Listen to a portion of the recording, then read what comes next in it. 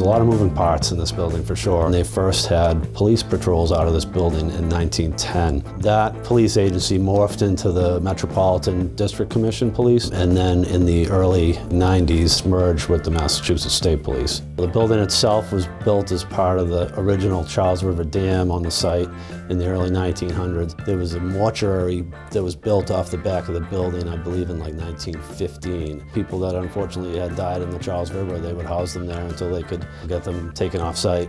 The original dam here on the site is actually a National Civil Engineering landmark as well. The whole building kind of speaks from that turn in time, and with the viaduct across the street, it's the T, and really made us all like, we got to keep this and really hold on to it. I think the biggest thing was the strategic location of the building, and it also allowed us to be able to work with the state police to combine two barracks into one in a very good, solid location where they could get everywhere they need to be pretty quickly. When you're dealing with these existing buildings, and especially historic buildings, you're gonna uncover some really weird stuff. The sliding lock gate is roughly the size of the Green Monster. It's 35 feet tall.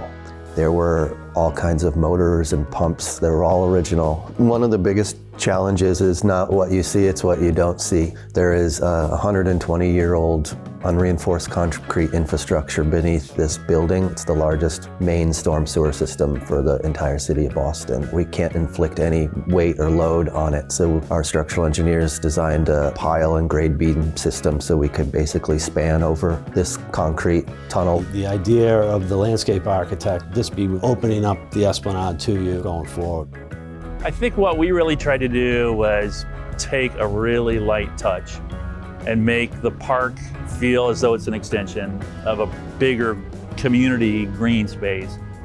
These are all like Olmsted plans. So once again, there was like athletic fields out here, but once again, all really public. So we wanted that front door, that feel, looking out onto the open space to stay in place. And we probably created about 3/4 of an acre. Open lawn, which will hopefully open up soon. Rain gardens and plant beds, a lot of permeable surfaces that water is no longer running into the Charles. This kind of new walkway along the water's edge really starts to recreate some of this imagery we were looking at earlier with access for people to get up to the water.